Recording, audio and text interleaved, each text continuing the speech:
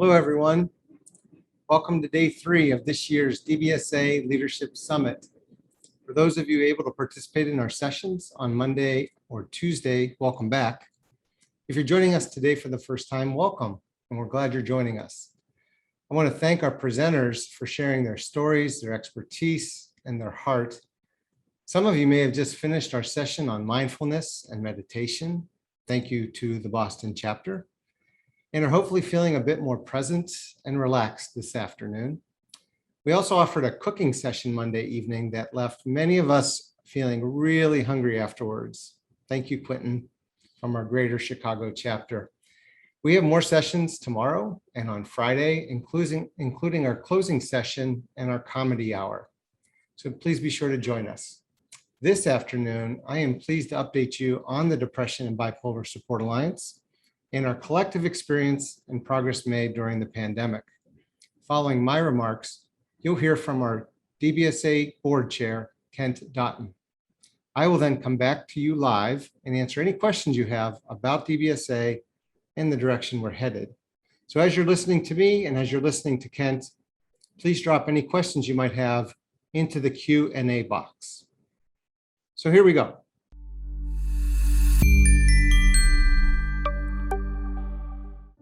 Hello, everyone. I'm Michael Pollack, CEO of DBSA. It's been 18 months of unprecedented challenge and opportunity for the DBSA community. This time has been dominated by the effects of the pandemic, social unrest, and social isolation, highlighting the importance of mental health support and resources. The longstanding healthcare inequities among communities of color and people experiencing poverty were more exposed than ever before. DBSA stepped in to fill that void, successfully pivoting to more accessible virtual services and accelerating our strategic priorities. Our staff, local chapters, and board members mobilized, and DBSA resources transitioned to online platforms. Foundations, corporations, and generous individuals made this possible by providing new and increased funding. Our peers reached out and shared their stories, and they supported one another. The DBSA community not only survived, but we thrived during this time. We saw explosive growth in the national online support groups. We started with 6 weekly online support groups in February 2020, pre-pandemic. And by year's end, we'd grown to 42. During this same time frame, the number of people served jumped from 50 individuals per week to over 450. To support this growth, DBSA prepared over 90 support group facilitators and trained 10 peers to help conduct training. We're really grateful to our volunteers. DBSA also increased access to mental health resources for underserved communities. Thank you to Otsuka and Janssen Pharmaceuticals for providing funding to create new online support groups for people living with mood disorders in the Black community. And to SAMHSA and to corporate foundations for funding our new peer apprentice training program. Despite the pandemic, perhaps because of it, DBSA tripled our peer specialist course offerings, shifting entirely to online, and over 75 students completed the program. With your input, we found new ways to engage you in our online community. We launched our COVID-19 Center with ongoing news and resources. We started offering Facebook Live social media events to provide new ways to learn from clinicians and peers. The DBSA team also expanded resources to lend support to peers' mental health across their lifespan. We debuted the Mood Crew for children ages 4 to 9, as well as for their parents and caregivers. We created the Wellness Tracker for adults looking for a more structured way to manage their mental wellness. In addition to the Wellness Wheel and podcasts from some terrific experts and peers, including from members of our Young Adult Council. At the same time, DBSA solidified itself as a thought leader in the scientific and peer advocacy arenas. We brought back this Leadership Summit as part of our 35th anniversary celebration. We continued to honor the best and brightest mood disorder researchers with the Gerald L. Clairman Award. Congratulations to this year's winners, our Young Investigator Award recipients, Dr. Daisy Singla and Dr. Tamsin Van Reenen. And congratulations to Dr. Maria Oquendo, who is this year's recipient of our Senior Investigator Award. Over these past 18 months, we amplified your voice through advancements of our advocacy and legislative priorities, including congressional briefings on the value of peer specialists, sponsored by Congressman Scott Peters. During Virtual Hill Day, 55 DBSA advocates contacted 66 legislators. We focused on issues including the National Suicide Hotline Designation Act, the Crisis Stabilization and Community Reentry Act, and the Telehealth Improvement Act. We also pushed for an emergency appropriation from Congress for mental health and addiction treatment. DBSA continued our progress on our 10-year initiative to transform the definition of wellness based on what peers are seeking with better treatment outcomes. Throughout adversity, DBSA and our community of peers has adapted and evolved. We found new ways to support each other and strengthen our community. We're more connected and more resilient than ever. Now here comes the exciting part. We must take all that we've learned and boldly move forward together. And that's where you come in. Whether it's advocating for policy changes, making a financial contribution, or sharing your story, we need your help to push for a world where people living with mood disorders can reach their highest potential. You can find more information on how to get involved at dbsalliance.org, where you can sign up for our newsletter and stay connected. Thank you for your time. Thank you for your dedication to this important mission of providing hope, help, support, and education to people living with depression and bipolar. Up next, we have a word from the chairman of our board of directors, Kent Doughton. Following Kent's remarks, I'll be taking some of your questions live. So please, drop any questions you have into the Q&A box. But first, please welcome DBSA Chairman Kent Doughton. Welcome to DBSA's Leadership Summit 2021. My name is Kent Doughton. I live here in Chicago, Illinois, and it's an honor and a privilege to currently serve as the chair of the board of DBSA's national organization. I think I spoke last year to the Leadership Summit and wished DBSA a 35th birthday celebration, and it's certainly a pleasure to be with you again this year. By now, you've heard about all the important and impactful things that DBSA is doing for people living with mood disorders and their families. You know about our free peer support groups, wellness tools, educational resources. You know about how tirelessly DBSA is working to improve mental health care and outcomes for people with mood disorders. But let me tell you a little bit about why I became involved with DBSA and why this mission is so important to me. It really involves sharing my personal story with my family. Although I've only been involved with DBSA since 2018, I became exposed to the world of mental health and bipolar disorder probably 15 or 20 years ago, when 2 of our 4 children in our family were diagnosed with bipolar disorder in their late teens. I didn't even know what that illness was. And one of the first things that my wife and I did was turn to outside resources. And by somewhat of a coincidence, back then, one of those first resources was a predecessor organization to DBSA, named the Child and Adolescent Bipolar Foundation, or perhaps it was the Balanced Mind Network at that point. But it was one of those 2 that held an all-day symposium with clinicians, psychologists, experts in the field to help us learn what our family was trying to cope with. It was a little bit of a lightning bolt when that hit our family. We didn't ask for this health condition, but knock on wood, our two kids have grown into young adults in their mid-30s. Both are generally pretty darn healthy and leading productive lives. So there's light at the end of the tunnel, despite all the challenges and frustrations with this illness. And in fact, the more I learn about all the challenges on more of a national or worldwide kind of scale, the more I realize how common yet incredibly complex they are, and really how significantly underinvested in this field is in terms of research into new treatments and therapies and just community programs of helping individuals cope with them, which is really where DBSA fits in.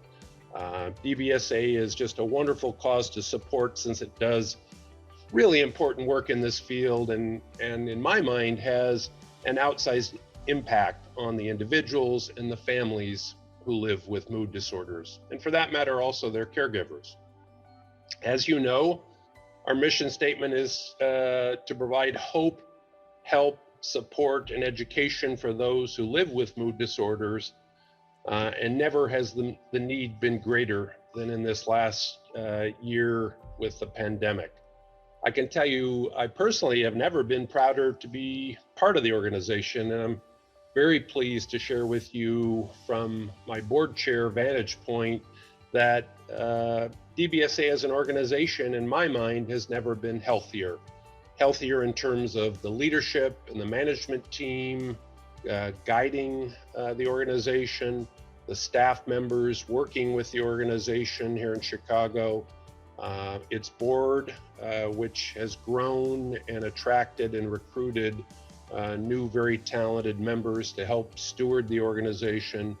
And finally, from a financial point of view, despite the pandemic last year, DBSA actually had a record year financially, which was a sign of the loyalty and support of our donor base, who came to appreciate how the pandemic actually dramatically increased the demand for our services.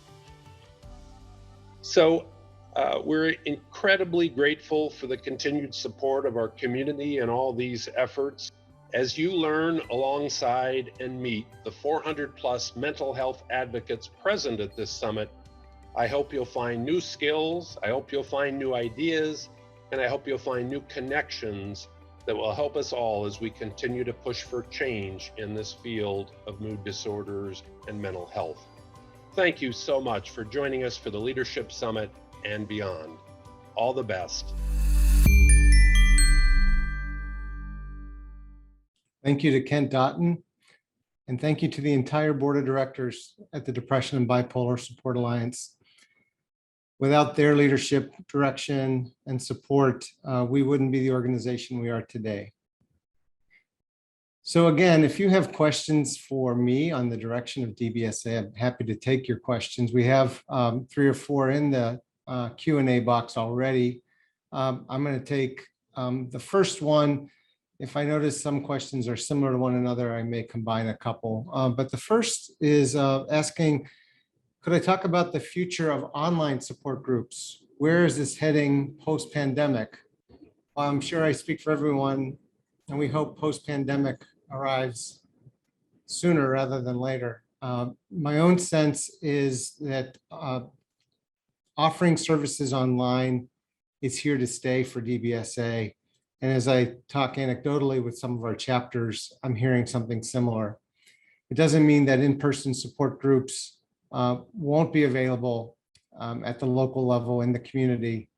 But one thing we've learned is that the benefits of offering online support groups are many. Several individuals have commented over the last year and a half that there was no local community support group for them to attend.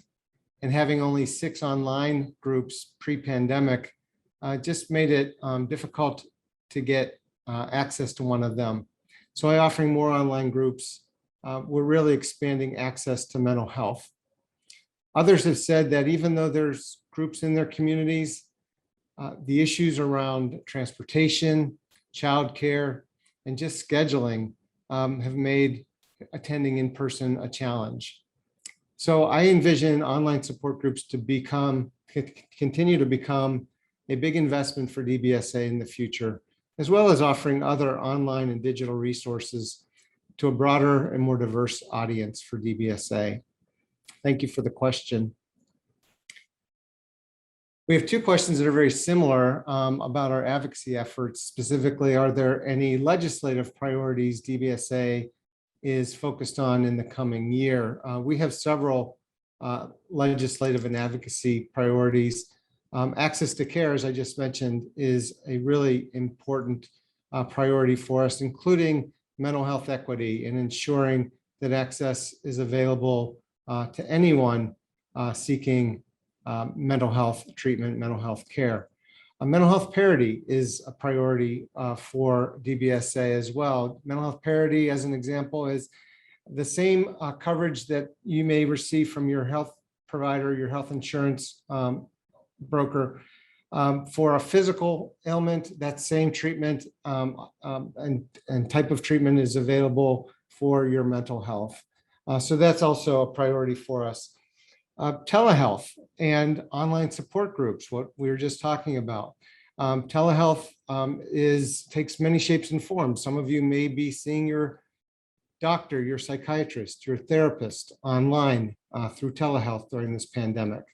So ensuring that access to telehealth services are available to anyone who's accessing them, in particular in areas of our country where internet service or broadband service may not be as strong. So how do we play a role, not just in ensuring that mental health resources are available, but that the infrastructure is there as well?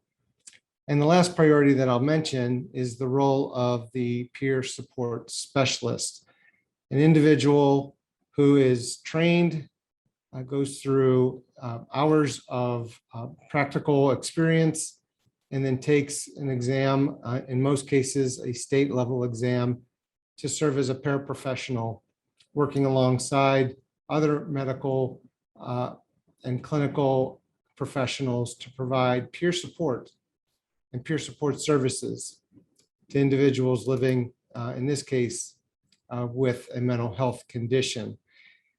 So one of our priorities legislatively is to continue to promote the role and the value that peer support specialists bring to the table. Appreciate those questions. Similarly, there's a question here asking me, can I talk more about peer support specialists and how has that priority come into focus for DBSA recently and where are we headed?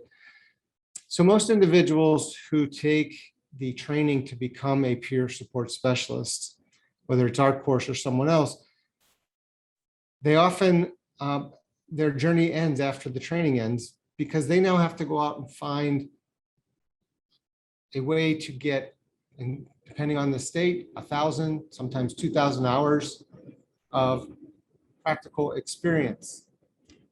And that online or in-person practical experience is often not paid for.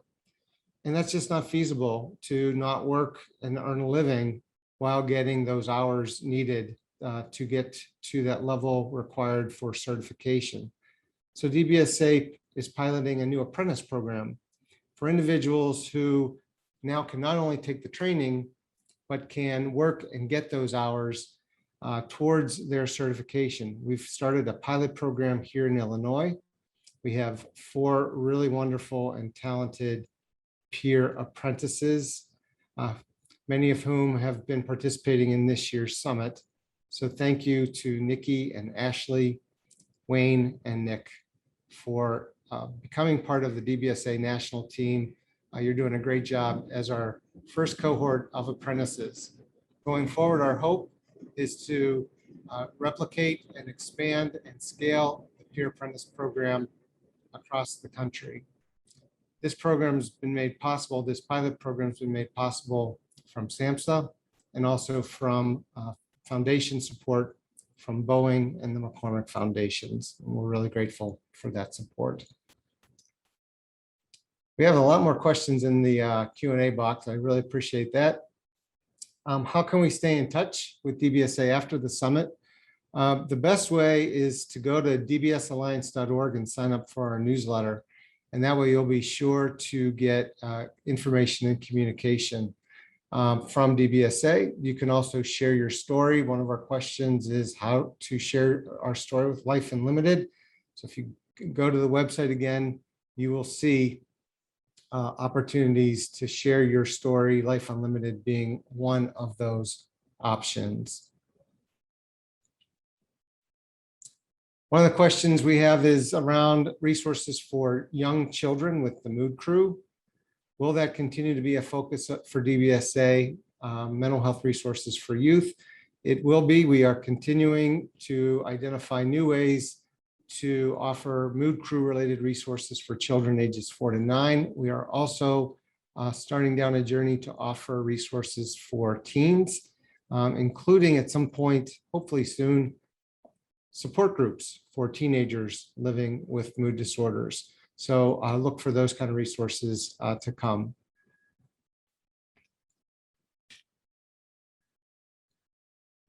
Next question, what is DBSA specifically doing to reach more vulnerable, less served populations? DBSA has a number of initiatives underway to reach underserved and marginalized communities. We are currently offering multiple support groups each week, specifically for individuals in the Black community who live with mood disorders. We also offer support groups specifically for veterans. Going forward, we will continue to put in place plans and also garner resources to offer resources, support groups and other resources to other communities of color. I'll also mention that several of our chapters offer specific support groups for marginalized communities, communities of color, and or the LGBTQ community. So you can look for those on the DBSA website under support groups. Rebecca asks, I'm wondering if there are scholarship opportunities for peer support specialists. I am a credentialed health teacher in California and have an MA in anthropology, but have been on disability due to TBI, so my finances are limited. Rebecca, I would ask if you could send us an email. You can send it through the DBSA website, and we will follow up with you to talk further about your inquiry. Our last question before we move on to our keynote interview. I currently live in Butte County in rural California and have a meeting on Monday with the school district. I'm hoping I can bring resources from DBSA to Butte as I finish my facilitator training. I think that's great. All of the resources on the DBSA website are free, including all of the Mood Crew resources. And Rebecca, depending on the age group of students you're working with, please take a look at some of the wellness resources in the podcast. They might be helpful for you to access and share with others as well. So with that, we are going to move forward to our keynote interview. He was supposed to be here live. Maurice Benard is an Emmy award-winning actor, 3-time award winner. He's also a mental health advocate, and he's been an actor on the soap opera General Hospital for almost 30 years. Due to COVID, his schedule on the set of General Hospital had to change, and he's actually shooting some scenes this afternoon. So we met over Zoom this past weekend. And as you'll hear in a moment, Maurice opens up about his own experience living with bipolar disorder. I do want to point out that our discussion covers some sensitive topics around recovery and also suicide. And I'm mindful that this could be triggering for some of you. So if you would prefer not to listen to the interview, given some of these topics, I will let you know that the interview lasts about 40 minutes. So with that, here's my interview with Maurice Benard.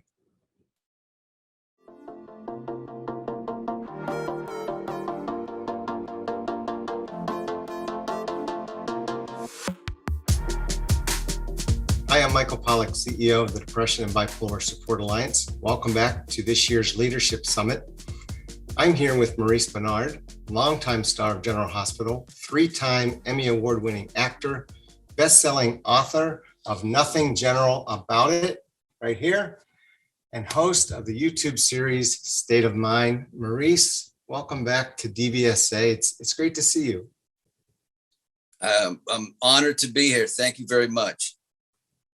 Maurice, since the early 90s, you've been very transparent about your lived experience living with bipolar.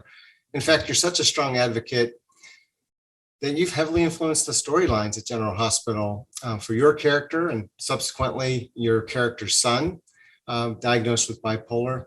And that really stimulated one of the first mainstream conversations, I think, about mood disorders. I'm just wondering if you could talk about that from your own experience. They came to me because I had a nervous breakdown when I first started General Hospital, and I quit 3 weeks into the gig. And I wanted to be a preacher. I didn't want to act anymore because I contributed acting to having a breakdown. So I didn't want to do it anymore. So about a year later, they came to me and said, could we make the character of Sonny bipolar? I said, fantastic. So they did that, but little did I know that the wear and tear of I've been doing this 28 years now, and it's great for the audience and my fans, but it takes its toll for me now after so many years of playing this character that it's, because I take him home with me. I've learned to not as much take him home, but he's tortured, he's tormented, he's bipolar, he's had breakdowns just like I had. It's tough. Yeah. But it's good because it's opened the eyes of the audience as far as mental illness and as far as, bipolar, especially because I talk so much about it. You know what I mean? And it's really transformed you into one of our best mental health advocates out there. So thank you for your advocacy work. I do want to go back to ask you about kind of early in your lived experience. Would you mind describing for us some of those first experiences when you were feeling symptoms of having bipolar? When did that happen for you? What was it like for you and for those around you at that time? I'm going to get all emotional now. Early as a kid, nobody, the only thing we knew as a kid, when I was a kid, about nervous breakdowns, it was just like that person over there is having a nervous breakdown. It wasn't bipolar. It wasn't manic episode. It was, she's crazy. That's what it was when we were young. So growing up, I had a lot of problems as a boy, sleeping. I was scared at night to sleep. I was very sensitive, but nothing out of the ordinary. I was abused, and that was tough. But as I got older, as a teenager, I always tell the story that I was like the tough guy, the toughest in the school type of guy. And I was very popular. And we used to go and get in fights. And there would be a lot of times we'd get in there and I was ready to go. And then other times I was scared to death. And I'd have to make excuses to not fight. And my buddies would be like, what do you mean we're not going to? No, we can't today. But that I think was the beginning manifesting itself. But I didn't know what it was. And then at 21, I got into acting. And when I got into acting, it was almost like the energy inside me took me over. And that was my first manic episode.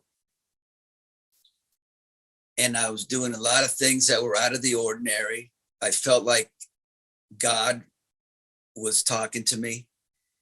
And eventually they put me in a mental institution for 2.5 weeks where I was strapped down to a bed.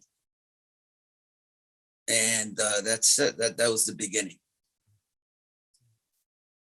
And you write about those experiences in your book in great detail and great honesty, I found as I was reading. I'm just wondering, when you were formally diagnosed with bipolar, how did that affect the way you viewed your own mental health and well-being? Was it a relief to have a diagnosis? Did it make it scarier? Could you talk a little bit about that time? Yeah, being in the mental institution, they would never tell me what I had, what was going on. And I'd be with the psychiatrist. I said, well, what is it? What do I have? They wouldn't tell me. So when I escaped from the hospital and went home, I was introduced to a psychiatrist named Dr. Noonan, Dr. Charles Noonan, I'll never forget him. And he didn't say a lot. He just looked at me. He wrote things down. And he looked up and he said, "You're manic depressive."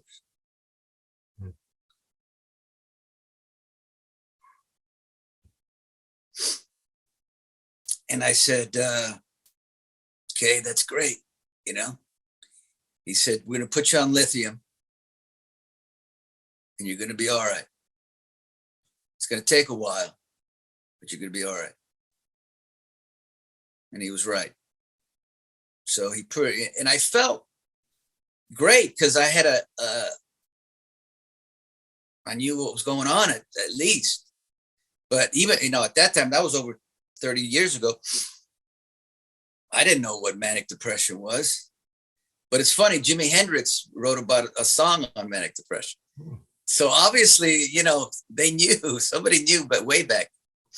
But I didn't know, and then that was it. And then what happened was he put me on lithium, and I think at the end of the year, about 9 months later, I felt great, and I got off my medication and had another manic episode. So there we go.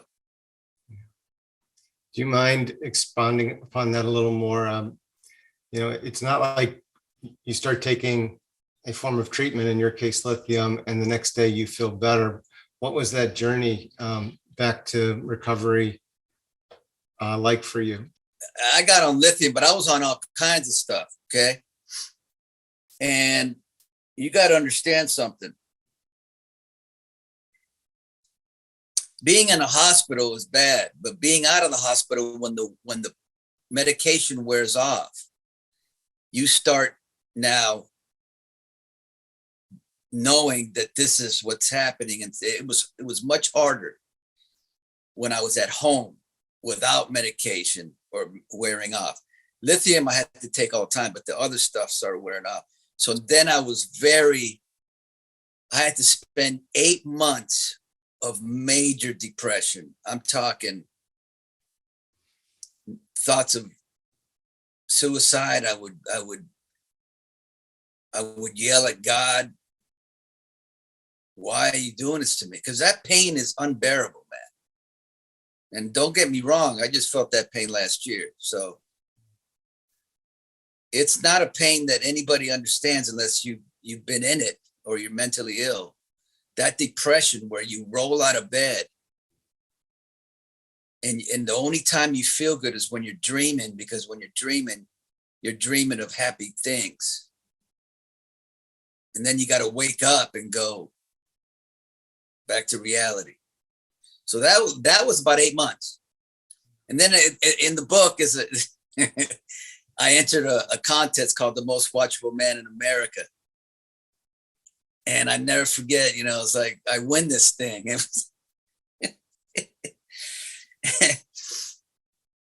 And then I felt good again, a little bit, slowly.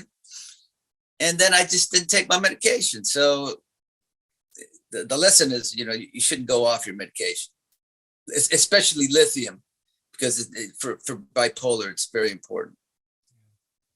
When someone is living with a mood disorder like you, we know obviously you are the most impacted individual, but we also know that it impacts the people around you. What was the support like for you during that time, and what was the experience like for your family and friends? Well, at that time, it was my mom and dad, and it was very difficult for them because they had to go back to work. They took off work when I got out of the hospital. They took off work for like, I don't remember, weeks or whatever, month. And then they had to go back to work. So I was alone from 6 a.m. till 4 o'clock. And, they hated it and I hated it because there's nothing worse than being alone when you're in this state of mind, no pun intended. Yeah. It's very difficult, but they were so supportive. When they would come home, my mom would rub my feet. My mom and dad were incredible, and I'm going to tell you the truth, and I'm not trying to make this if I didn't have my mom and dad then, and if I didn't have my family now, we wouldn't be talking. It's too hard, too difficult. That does lead me to wonder, when did you decide that you wanted to start talking, to be talking to organizations like DBSA or through DBSA and others to share your experience, to be out about your mood disorder? Well, what happened was I had somebody who told me that if I talked about being bipolar, I wouldn't get hired as an actor. So I didn't talk about it publicly. And then one day I did an article in a magazine, just something small, that I had, bipolar, this and that. And a boy wrote me, and he said that because of that article, that it helped him get through his brother who committed suicide, and he was bipolar. And I said, I gotta talk about this. So then I said, I'm talking about it. I haven't shut up since, but then I got on Oprah, and then I was everywhere, but I got to be honest, only until now. And I got organizations like you and all these other organizations that have embraced me, but only until the pandemic have I seen a major difference, because of, I think people now understand. A lot of people during the pandemic have never gone through an anxiety. So then they're like, oh, this is what this is. Because you have to understand, with me and anxiety, people are, in the past, it's like, it's all right, because it's invisible. You can't see it. So now I think this pandemic, obviously, a lot more suicides, but I think it's brought the awareness a lot more. When you started on General Hospital, and your character was diagnosed with bipolar, why was that so important for you? And can you talk a little bit about how the cast members and the public responded? It was important to me, for two reasons. The main reason, and it's always the main reason, is to help people. I knew what I went through. And if I could help somebody not go through that kind of pain, maybe just one person or another, that was important to me. And the other thing was that I knew that I'd have great acting scenes. and the actors and stuff, they've been incredible. They support me 100% with all this. And I had I think you mentioned it, a son who not my real son, but my son on the show who who got bipolar, and I helped him through it. He ended up winning an Emmy and 2 Emmys. So it's great. Did you notice a response from the public, from your viewers, to you talking about bipolar on the show? Yeah, look, the audience has been there. I have a real amazing connection with the audience, and they, from the beginning of speaking of bipolar, and have been just unreal. I mean, the response I get that I read is overwhelmingly amazing, but sometimes it's hard because I'm not a doctor. So I got to say, look, I'm not a doctor. I'm a professional. I just tell them my story, and that's what I do. But I don't have to tell you, so many people have mental illness. It's unbelievable. One of the important roles that I think you're playing is you're making this topic talkable, making it okay to talk about how someone's feeling, whether it's a mood disorder or some other mental health condition. So again, hats off to you for that. I'm wondering if you could say a little more about State of Mind, your YouTube series.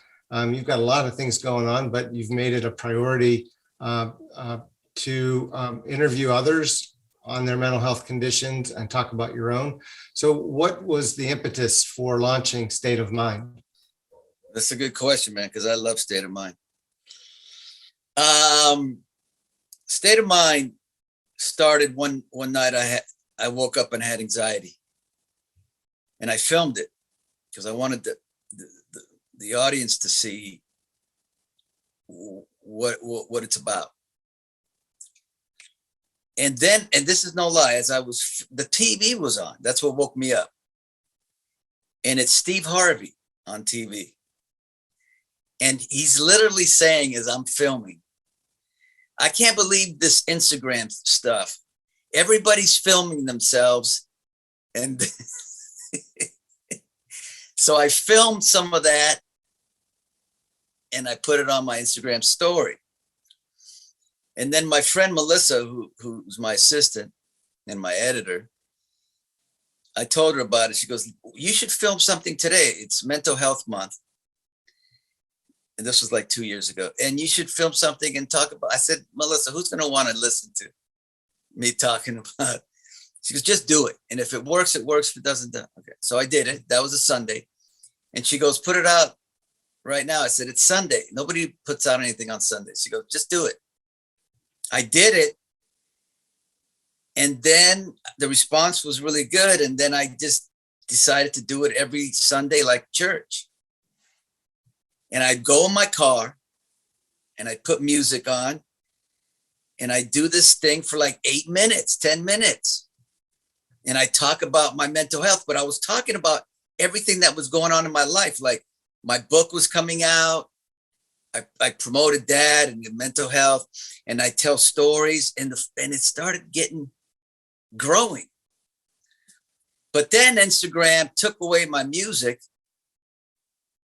and I said, "Oh man!" And I said, "Melissa, I don't know if I want to without music. I don't know." She goes, "Just talk. People want to hear you talk." So I kept doing it, and then Instagram, I can only talk half the time I could talk on each bar. So I had to talk faster and make it work. And I did it and it worked. But then everybody said, I'm the kind of guy that when you tell me to do something, I say no. I don't want to do this. And then I do it. And then I figure it out and I get good at it. So everybody said, go to YouTube. Then I did it. Boy, it was rough in the beginning, State of Mind. And then I figured it out. We started with the help of my family because they were on me all the time. It's not good. It's not good. And I made it to what it is now. And now It is, I got, today I'm interviewing AJ Mendez. She's WWE big and mental health advocate. And there's something else happening. You'll hear about it at some point. It's going to be, it's really big. So I'm so proud of it that I get choked up because it was kind of like my baby. Yeah. And I kind of knew once I got it going that there was something there. And because with me, I listen to the audience. They tell me. And I know some people say, I don't care. They tell me what's working. They tell me what's not working. And they told me early on that this is going to work. So there we go. That's state of mind. I caught one of your State of Mind interviews recently. You were interviewing actress Lindsay Godfrey. You talked about when you were manic that you saw God and the devil everywhere fighting each other. And then when I was reading your book, you made similar references to God and the devil. I'm actually curious what role spirituality plays in your recovery from your mental health condition, if at all today. I 100% believe in God. I was born Catholic. And then with my nervous breakdown, some of it had to do with God. And then the second nervous breakdown I had all the way had to do with God. I mean, I tell the story in my book where I was having a nervous breakdown bad. And I said, I got to go to a church. I got to go to a church to my wife and my mom. So we went to this church, and it's where I went to school, but it was closed. So we're walking out, and I hear somebody go, hello. And it was Monsignor, who I don't know, but I've seen. Can I help you? I said, yeah, Monsignor, I need to get inside a church, man. I need to pray. And he said, well, it's closed. I said, and they always look at you like, is this drugs or is this crazy, right? And he says, he looks at me, he goes, do you take walks? I said, no, I don't take walks. He goes, you should take walks. I said, no, I got to get in there or else something may happen. He goes, okay, look, I'm going to open up the church and you're going to go in, but don't go to the altar because the alarm's off. So I was in the third pew with my mom. We're both crying our eyes out, praying. And something got me inside and I walked up to the altar and the alarm didn't go off. Then my mom walked up to the altar, didn't go off. So I don't know who said what. I think it was my mom or my wife said to Monsignor, why didn't the alarm go off? And he said, well, I think they forgot to turn it on. Now you can think what you want. Of course, I thought, and I still think it was God. Somebody else was thinking it was just a coincidence or whatever it was. But God has been a big part. I mean, because I tell people this last time during the pandemic when I was probably as close as I've ever been to not wanting to be here. And I was praying, but he wasn't answering my prayers. And I was thinking, and it was 4 months of hell, of real hell. You could ask my wife. She was like, I don't know how much more I could take. And my son helped me out. I won't even go into that story because I'll just start crying like a baby. But guess what? The prayers were answered. And I've had one of the best years of my life. So, I mean, right when I thought he's going to let me down. He doesn't. Look, it's hard enough to do this, especially mental, anything, addiction. It's hard enough to do it on your own. You need help. And I'm not saying it has to be God. Whatever it is that you need to not have to do it alone, because it's too difficult.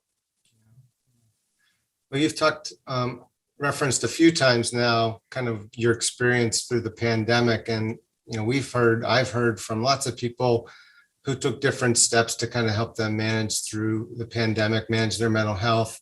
Were there some other things that were helpful to you, whether it was physical activity or new projects, things like that? Well, look, I have to be 100% honest. And during the pandemic, during the 4 months of torture that I went through, I did everything. I worked out, which usually helps a lot. Meditating usually helps a lot. Eating better, everything. But when you let yourself go like I did, when I have a thing where I say it's gears, like you should always be in first, second gear. Try not to go to third, but third's all right. You go to fourth and fifth, you're in big trouble. I was in fifth. And if there's a sixth, that's where I was. I think sixth, you're not here anymore. You messed up. So for me, I let myself go so much, nothing was helping.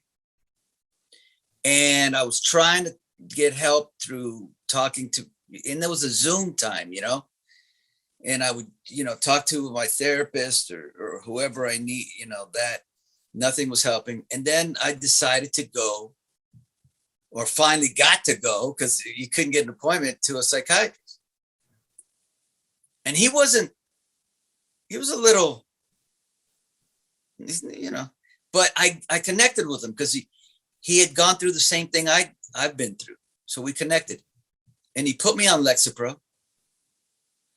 And I had read that on Lexapro, when you first start taking it, it is horrible. And they're right. And that was scary, because first 5 days that I took it, I'm like, oh no, if this doesn't work, then what, right? But it worked. After 5 days, 6 days, 7 days, it started helping. And I was able to go to work, man, and finish the storyline on Alzheimer's. And I did it. I wasn't 100%, but I was good enough to go to work. If General Hospital had called me a month before, there's no way I could have gone. So I finished the story, won another Emmy, which is amazing. But I will say lithium, because on the cover of my book, lithium and now Lexapro saved my life. And I know people have problems with medication and this and that. Look, I can only tell you the truth, and that's my truth. And Lexapro did it. So, and then after that, you have to do everything that we just talked about: working out, meditating, which I do on a regular basis. One of our core beliefs is that each individual should find her or his own path to wellness, and it sounds like you have continuing to work on your path to wellness, which is great. And we are doing this interview in the month of September, which is Suicide Awareness Prevention Month. You've mentioned today a few times about struggling with suicidal thoughts. You talk about it in your book as well. What does bring you back when you're at that low point? Okay, I'm going to tell you what brought me back. This is a great interview, man. You're asking great questions, and you're a great listener. I wish we were in person, man. I look forward to that sometime. Yeah. Maybe you could do State of Mind. I'd be happy to. We should talk about that. We'll talk about that. What got me through, I'm going to tell you exactly what got me through. Okay. And I've never gotten in depth like this. Every day in my house, you know, I got my whole family. It was great. It was great.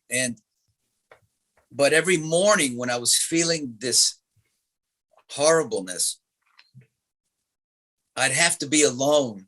Even if they're there, I was alone from like, because they get up late.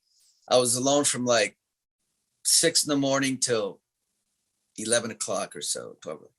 So every morning was just horrendous. I had a friend who would call me. I think he knew, he was in Vietnam. And I think he knew where I was. So we would talk, but you know, and I started getting thoughts, right? Like that tree, how do I do it? How do I put a rope?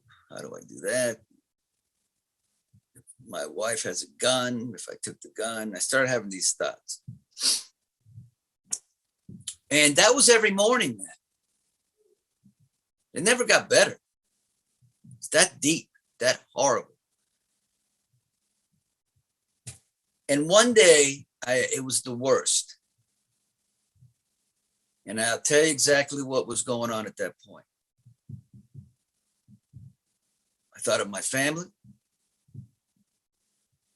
I prayed to God, and I thought of my family.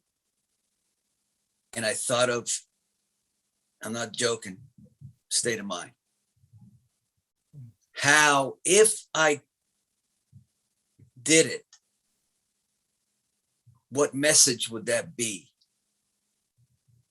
to all the people who follow me on, you know, state of mind or through mental health? It would send a horrible message to them that maybe it's all right to or maybe I didn't have the strength or whatever it was. So that got me through for at least another couple of weeks, I think. I've never said that. I don't think I've ever said that. I appreciate you sharing that. And I'm glad that it pulled you through. Yeah. So am I. Yeah. I am curious, as a Nicaraguan American, are there cultural barriers that have made it difficult for you on this journey? Either cultural barriers that made it hard to get help or to talk about your experience? Yeah, well, you know, being Hispanic, it's a very macho upbringing, tough. You don't cry. And I guess that's all right for some people. But for me, it wasn't, because I was incredibly sensitive. And I find that now, especially with, you know, being Hispanic and you can't, the worst thing you can do with mental illness, even just in life, is holding things in. You got to find a way to get it out. And if I held it in, I say that I held crying in so much that when I got into the mental institution, I was like a baby, man, just there crying. You know. So now I don't really stop myself from crying. I let it cry, and it's important not to, I just think it's one thing I've come to the conclusion that I think even to this day, I've held things in too much. So, but that was the way I was brought up. Well, I appreciate that you've been so open with us during this conversation. You know, the theme of our summit is Our Story Continues, really to reflect that this isn't a one and done. This is an ongoing experience of recovery and wellness for each individual. You know, your story's continued. You've grown and you've flourished in so many ways. And I know you're going to continue to do some work with us going forward, which we appreciate. We've already talked about a possible podcast around the holiday season coming up here. So I'll look forward to that. But what else is next for you? What are you planning to continue to talk about your story and help promote advocacy around mental health? Well, you know, for me, the beauty is that I have state of mind, which, you know, it's growing, and you'll know, we'll talk more about what the next thing that could happen, but it's growing with guests, and I want to broaden it out. I want to get it to where it's not just soap opera. And now I'm starting to do that. I want music, I want sports people, and I want to broaden it out that way. And I just want to reach as many people as I can. That's my goal. Because this, to me, I'm in the room right now is my platform. I can say anything I want. It's the best. If I get angry at somebody, I can come in here and go, that guy. So this is where I can take this to. I think the sky's the limit. So it's fantastic. And I didn't know that I could interview. I mean, in the beginning it was a little, but I'm not look, my problem is I wish I had more knowledge in a lot of areas, but what I'm good at is just opening up people and making them feel comfortable. And then we have a conversation. I don't want a conversation where I want it to be so like you're just looking at through a people, and listening to these two people talk. That's what I want. And that's what I'm getting. Well, Maurice, I have enjoyed thoroughly this conversation. Thank you. Thank you for being with us today. Thank you for all you're doing for everyone who is living with a mood disorder or another mental health condition, and for speaking out and being such a great advocate. And thank you for being a part of this year's DBSA Leadership Summit. Thank you for having me. It's been a great, one of my favorite interviews, and I've done a lot of interviews. I really appreciate it. It's an honor. We're not done yet. Maurice Benard is on standby, and he is ready to take your questions. So we're going to take a 5-minute stretch break and then return live so that he could answer any questions you have for him. Please drop your questions in the Q&A box. We'll see you back here in 5 minutes.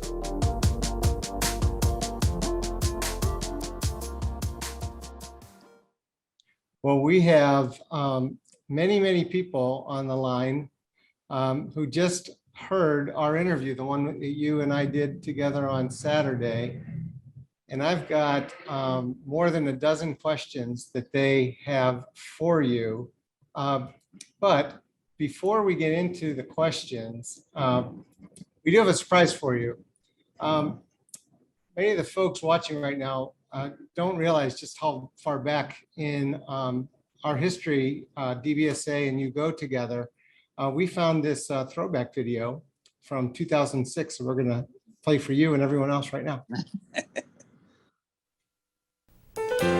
Moodiness, anger, or aggressive behavior, and increased physical and mental activity. These are all symptoms of bipolar disorder, a real illness that affects millions of people.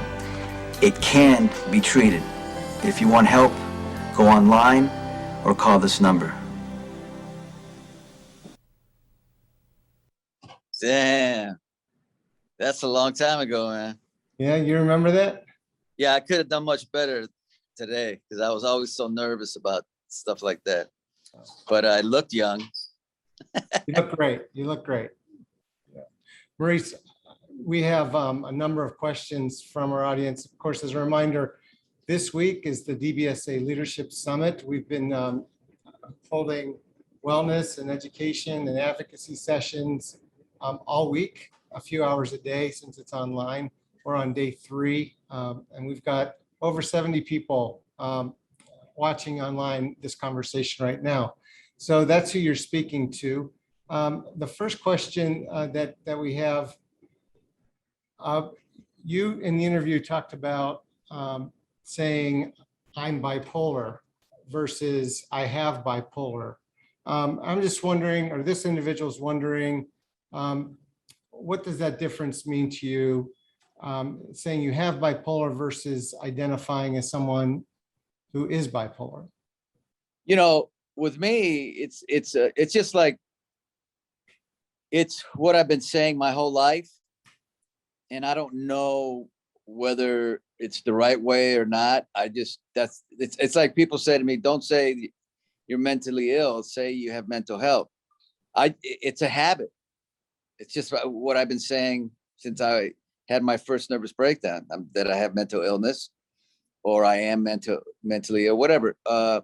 So to me, it's just that's what I've said, and that's what unless somebody says to me, hey, that's not good, you got to stop that.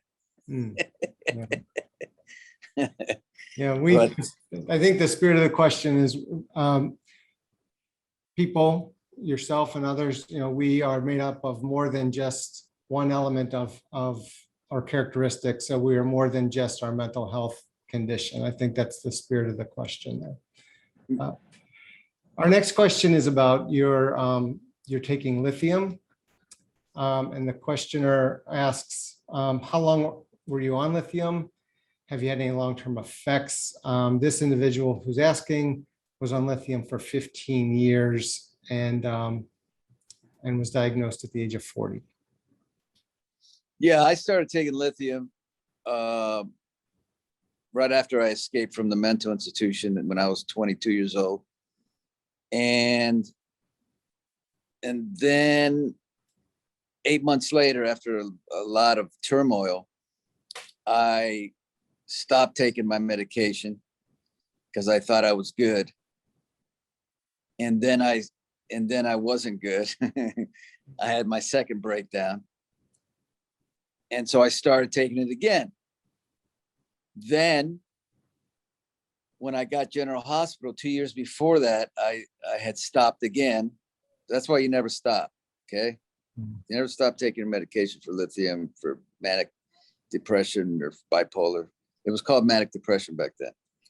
So then I had another breakdown when I started General Hospital that I'm going to be talking about on State of Mind. And remind me, because I'll forget what the question was, but I did this thing, I'm doing this thing on State of Mind on the beginning of my character on General Hospital and my third nervous breakdown. Because I wanted, you guys have not only read my book and heard my audio, now you get to see it through other people's eyes that were there. And I get to hear it from somebody who was there. So then after that breakdown, that was 30 years ago, I am so happy to say that I have not had another breakdown in 30 years. That's wonderful.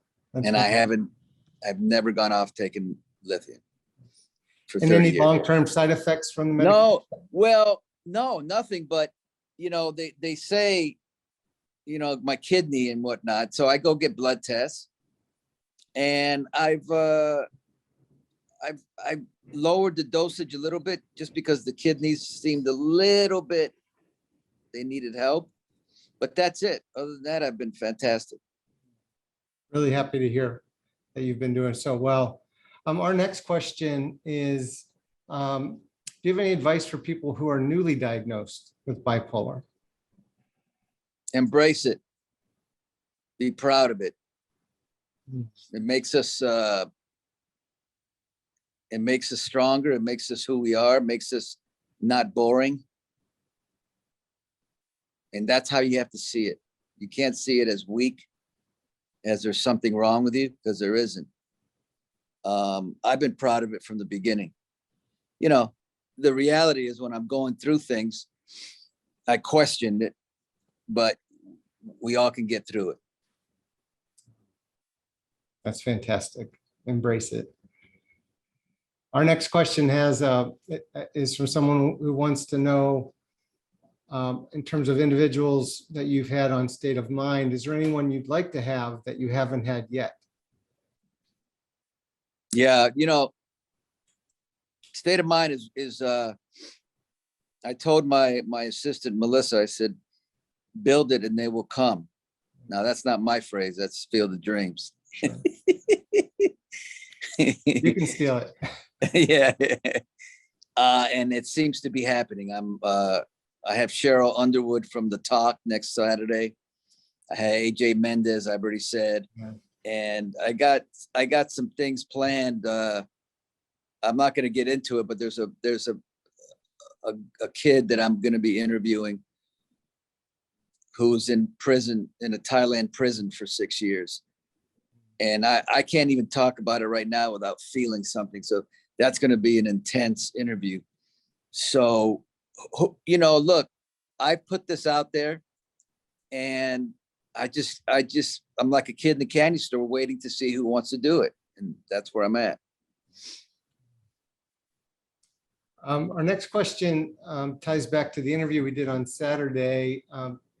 And you've written about this in your book and spoke about it on State of Mind. You've mentioned having episodes where you're fighting. There's a fighting between God and the devil. And this individual is asking, after hearing your incredible experience at the church when you walked up to the altar, how has your relationship with your faith evolved alongside your mental health journey? Look, you know, as you know me, Michael, I'm very honest. And a lot of things, you know, I believe wholeheartedly in God, but I believe in God because I feel God in me. I just do. And I always have, but I don't go to church like I should. I do watch something on TV every Sunday. But that's not enough. But I don't go to church every Sunday, and I don't read the Bible. I rarely read the Bible. So I'm not going to sit here and say that I'm this practicing Christian. I don't know. I was, you know, after a few of my breakdowns, I always become born again Christian, but then I don't continue it. So I don't know what to call myself. And that's the honest truth. One of the things I really have come to appreciate and respect about you is your openness and your honesty about just where you're at. Yeah. At this stage of your wellness in your life. Thank you. Our next question for you is, what do you say that we as peers can do to make a difference in our community surrounding mental health to continue to perpetuate change for the good concerning mental health? You know, something I just told an actor, I don't know if it was an actor, maybe it was an actor and somebody else, about our interview. And this is what brings change. Obviously, awareness, but talking, for instance, so I was talking to someone just now, that's what it was, my stage manager, Craig. And I said, you know, being mentally ill, he goes, don't say that. I said, Craig, you're the problem. You don't, but I didn't say it mean, you know. I said, that's the problem, Craig. You're like my brother. You can't, we have to be able to talk and say mental illness or this or that, like easy. Otherwise we hold it in and we're afraid to say it. And that's not good for our mental health. For instance, when I talk to you now lately, I didn't talk about suicide before. Yes, I mentioned it in my book, but I didn't go into it like, you know, like I would now if I did another book. And you know what? This is what brings change. Now, I talk about suicide like it's anything else. It's so easy now for me to talk about it. And I think that's good. So these people who hold things in, they can't say suicide because they feel, you know, they're ashamed. It's not good. You got to be able to, the more we talk about these things, what we're doing right now, that's what brings change. And I mentioned you in our interview, and I'll mention again, this is Suicide Prevention Awareness Month, and that is the theme for our campaign this month, and that is speaking up about suicide and the need for prevention, and good resources out there for people feeling suicidal. And you know what? When you said that to me when we were interviewing me, I had forgotten that it was Suicide Prevention Month, and I was talking a lot about suicide. I wasn't doing it because you know what? It's Suicide Prevention Month. Let me talk about suicide. No, I just now I talk about it all the time because that's what happened to me a year ago, and it's close to me. And why? Shit. Why I can talk about it is because I got through it, and I feel good about getting through it. And I know now that if it ever happened again, I'll get through it. Well, we appreciate you speaking up. Thank you.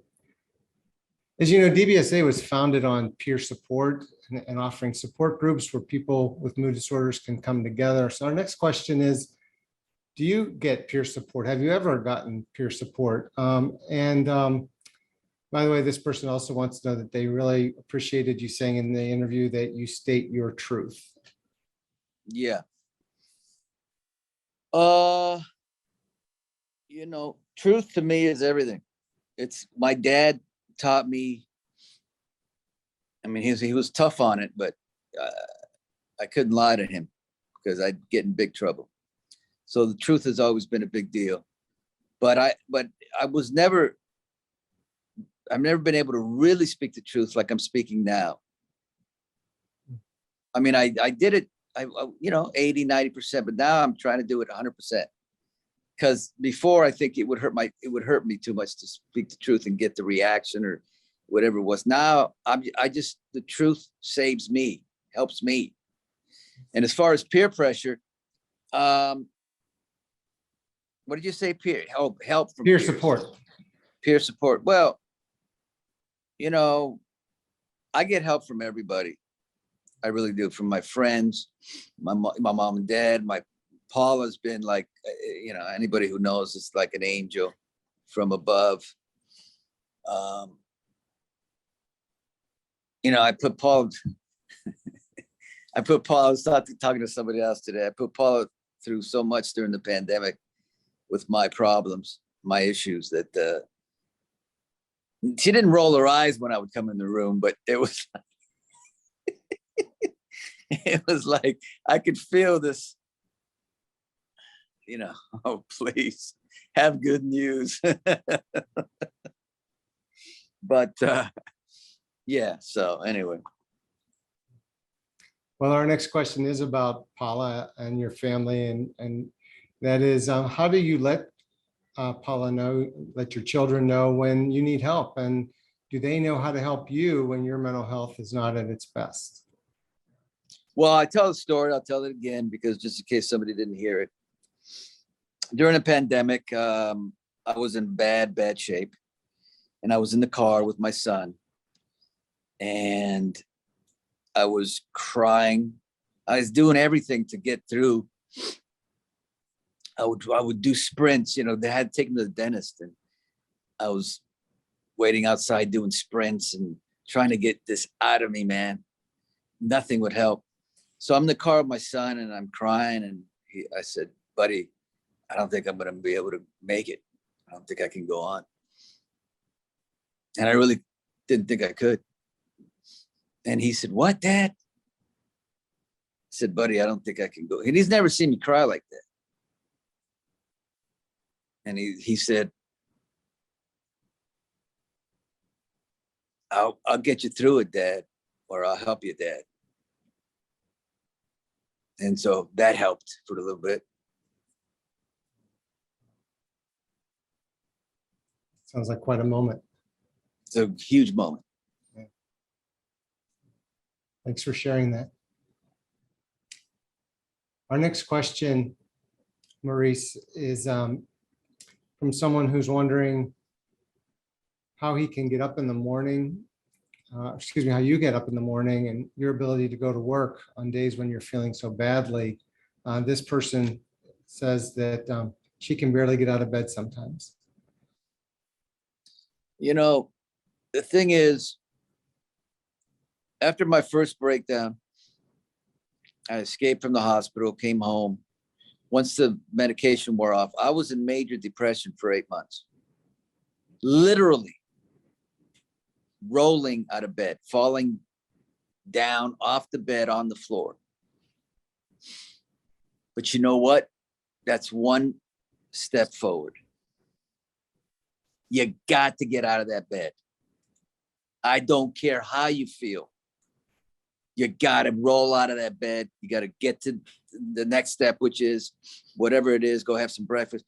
You know, I was just that way during the pandemic. I didn't want it, but I'd get up, man. Sometimes I'd jump out of bed I'd be like, boom. Because I knew that if I stayed in bed, the thoughts and the ugliness would not stop and get worse. So I jump out of bed, go make some breakfast, go work out. It was all difficult, but I knew I had to. But that's from my experience of going through so much. So that's the beauty of getting through one hard time. And then you said, okay, like Paula says, and you know, it's the truth. She said to me when I told her that I couldn't go on or whatever, she'd say, 100 times you have told me that, and 100 times you've gone on. And I'm like, yeah, okay.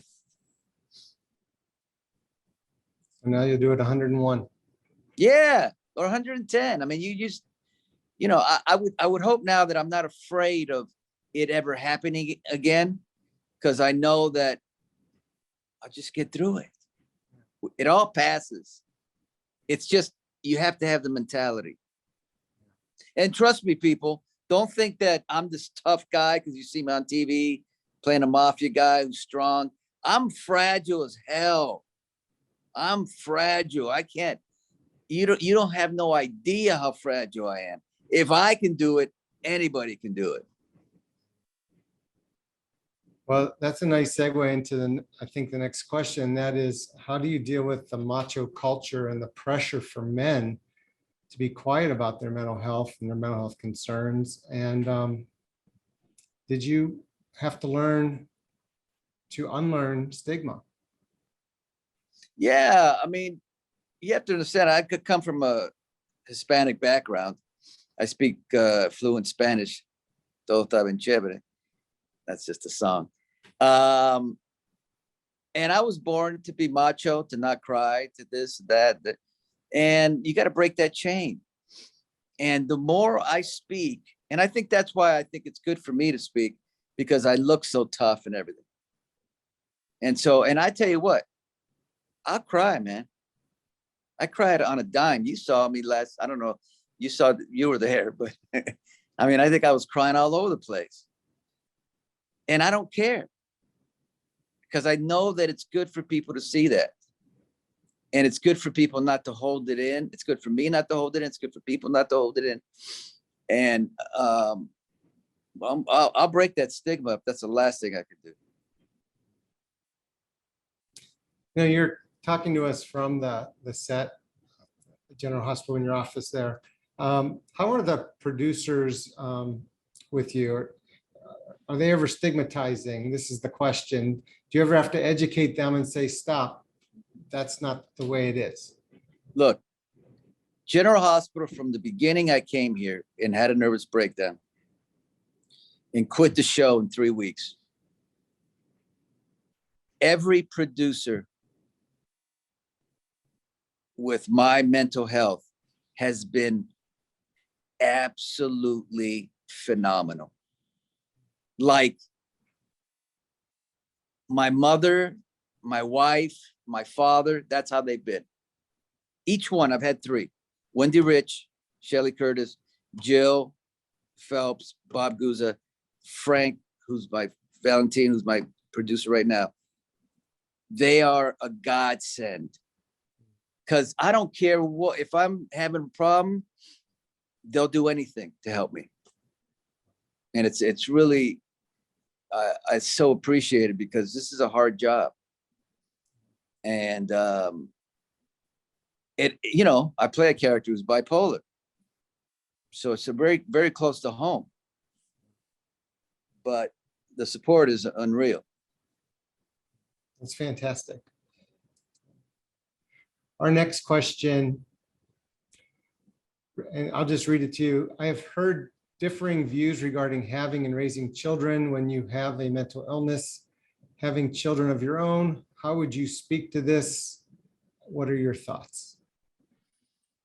Well, I think I made a mistake not wanting my kids to see me in anxiety or, well, basically anxiety, because they were too young for the manic episodes that I've had, or depression. I try to hide it from them, or whatever I try to do. I think that's a mistake. And then during the pandemic, I couldn't hide it. You can't run when you're stuck inside a house. So I'd have to go to dinner and they're all there, and there I am, obviously messed up. Can't hide that when you're in front of somebody. It's like, yeah. And I wish it could have been an open discussion. I mean, I'd have discussions with them kind of by themselves, but I think it should have been an open discussion. Next, if that ever happened again, it should be everybody at the table. And I'm like, look, I'm messed up and I'm going through some hard stuff. And I think it should have been that. So be honest. Make it talkable. Yes. Yeah. How has playing Sonny informed your recovery? Well, when I came back from the pandemic, when I was in bad shape, I had to do an Alzheimer's story. And I think it actually helped me get through a lot of my anxiety, or at the end of it, that and Lexapro. But I think because it seemed, it's funny, even though I was not 100% there, when I was acting, it seemed so easy. And that was good for me. To go through something like that and then go to work and know that you can still do it is enlightening. You're like, dang, I can still act, man. That's cool. Right? Confidence building. Yeah. Yeah. That's wonderful. Our next question actually has to do with all those photos on the wall behind you. Can you tell us a little bit about those photos?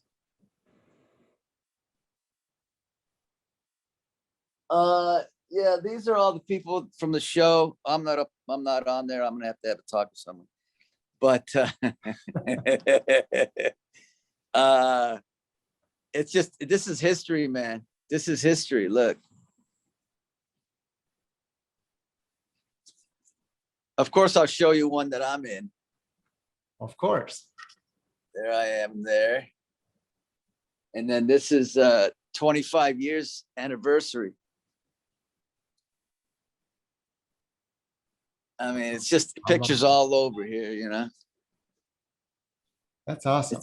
This is a GH con. And then there's Emmys over here. They're silver now because they're so old.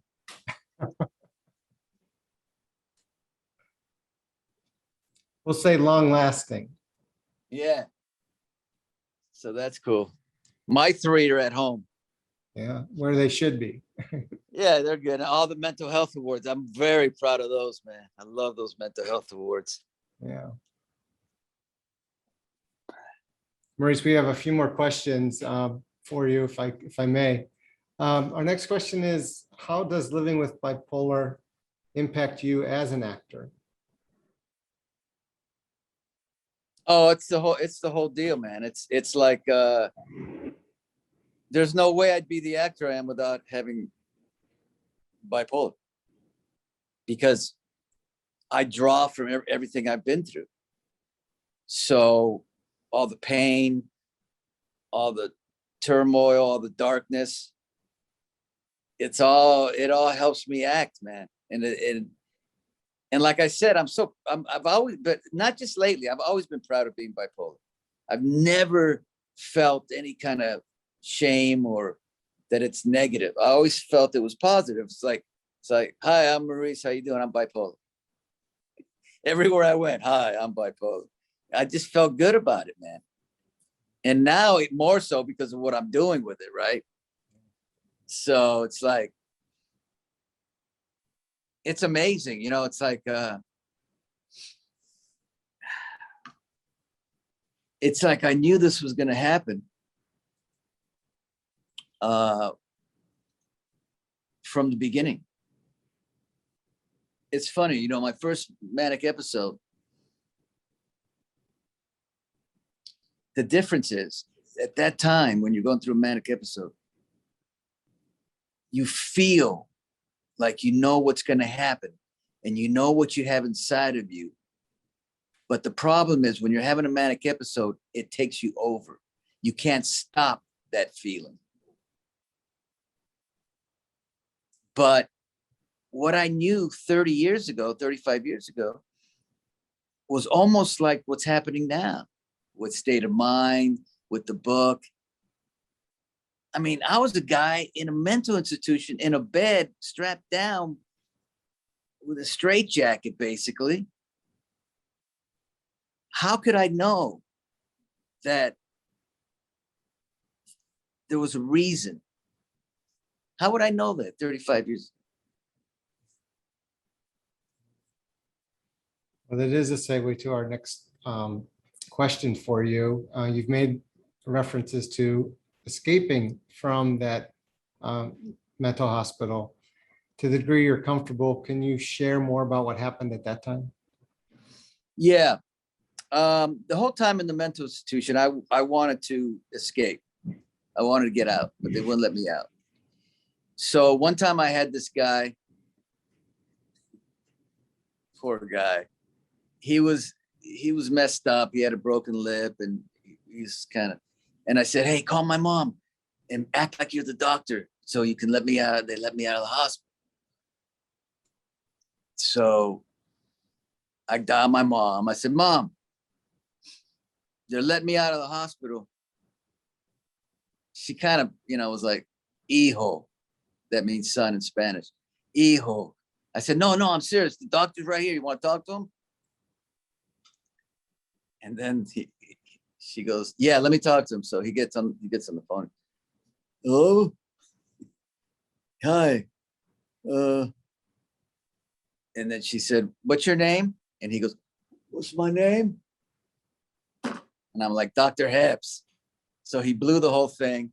She knew. So all I wanted to do was get out because I hated being this freaking place where it was scary and things. So the one day that they let me out for a walk, I gave this other guy my leather jacket and he gave me his tennis shoes because I knew I couldn't run with hard shoes. So I had tennis shoes that were too big for me, right? And so it was a nurse and then a guy with her, and they're walking me out and they're talking and flirting. They walk through one door, walk through another door, and they walk outside. So as they were laughing and stuff, I'm just walking casually, just looking. Woo! I start running. So I ran for miles. I weighed 129 pounds, if you can imagine. I weigh 160 right now. Called my buddy and my buddies, and they picked me up. And then I went home. My mom's like, what do you do? You're escaping them. And then they called the doctor, and the doctor said, if you can handle him at home, he can stay home. So I stayed home. That was it. Maurice, we have a couple last questions, more about present day than the past. One of our viewers just wants to know how you're doing today. Well, today I'm doing incredible. You know, staying on my medication. Good things going on with State of Mind, and it's like therapy for me. And I hope it's like therapy for whoever goes in there. Taking care of myself. I got a bad knee, I got a bad shoulder, but aside from that, I just feel good. And General Hospital's flying right now through the roof. Thank goodness. And that's that. Well, speaking of General Hospital, our last question is, one of our viewers is curious, what's on the schedule for the rest of today in terms of shooting more scenes? I got 2 scenes left. Right before this interview, I felt real hard asleep. I was in a daze and I came up here and it's like, oh, how am I going to talk? So I got 2 scenes left, and then I go home and do nothing. And then tomorrow I'm doing another job. I can't really talk about, but yeah. And then Saturday I got 2 interviews for State of Mind, and yeah, I'm busy right now. I'm just busy. Yeah. It sounds like you're enjoying what you're doing. I am. Yeah, there's nothing I'm not liking right now. Well, I can't thank you enough for making time to speak to the DBSA crowd, to be part of this year's Leadership Summit. It really has been a joy talking with you on Saturday and again today. Thank you for making time for all of us, given how busy you are. And most importantly, you've just been a great mental health advocate for our community. And I look forward to finding ways that we can continue to keep talking and keep working together and help reduce stigma and making mental health talkable. Yeah, and it's an honor to do this with you. You're a great interviewer, and let's work together, because I just believe it's going to get bigger and bigger and bigger, just grow everything that involving mental health. And I'm not going to stop. May even do another book. Maybe, we'll see. That would be great. That'd be great. Let me just close for all of you. Thank you again, Maurice, Benard, and to all of you for attending. Our thanks to those of you who have offered some questions and encouraging comments to Maurice. Really appreciate the level of engagement. Tomorrow, our Leadership Summit continues, starting at 4 p.m. Eastern, 3 p.m. Central. For now, thank you, Maurice, and to you and to everyone else. Have a great evening. Thank you. Thank you very much. Bye Bye, everybody. All right. See you later.